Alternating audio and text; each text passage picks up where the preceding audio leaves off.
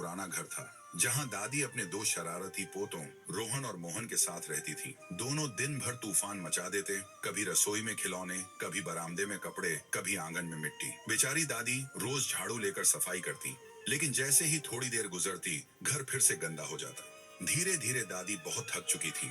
एक दिन सुबह सुबह जब वो आंगन साफ कर रही थी, तभी चक्कर खाकर जमीन पर गिर गईं। जब होश आया तो उन्होंने जो देखा, उनकी आंखें फटी की फटी रह गईं। पूरा घर चमचमा रहा था, जैसे किसी ने हर कोना बड़े प्यार से साफ कर दिया हो। दादी हैरान होकर बोली, ये कैसे हो गया? मैंने तो सफाई की ही नहीं। तभी उनकी नजर पास रखी पुरानी झाड़ू पर गई। झाड़ू धीरे धीरे अपने आप हिल रही थी, जैसे किसी अदृश्य हाथ ने उसे पकड़ रखा हो। तभी दादी को अचानक अपनी सास की बात याद आई। सास अक्सर कहा करती थी, बहू, इस घर में जो पुरानी झाड़ू है वो किसी साधारण नहीं है, उसका रहस्य बड़ा गहरा है।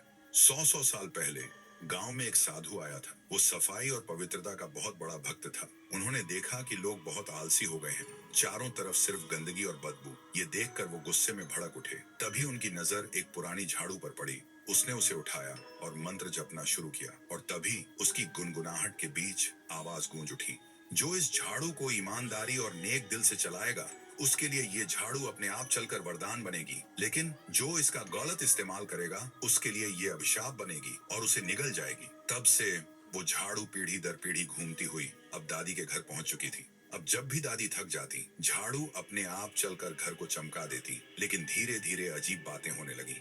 रात में आंगन से किसी के कदमों की आवाज आती, और कभी कभी पोतों के कमरे से खिलौने अपने आप चलकर आकर अलमारी में जम जाते। रोहन और मोहन तो खुश हो गए, वाह, अब तो हमें कभी सफाई करनी ही नहीं पड़ेगी। लेकिन दादी का दिल कांप रहा था, क्योंकि हर सफाई के बाद उन्होंने देखा कि झाड़ू की पांच की डंडियां और ज्यादा काली और भारी होती जा रही थी, जैसे उसमें किसी अदृश्य आत्मा की ताकत भर रही हो। फिर एक रात दादी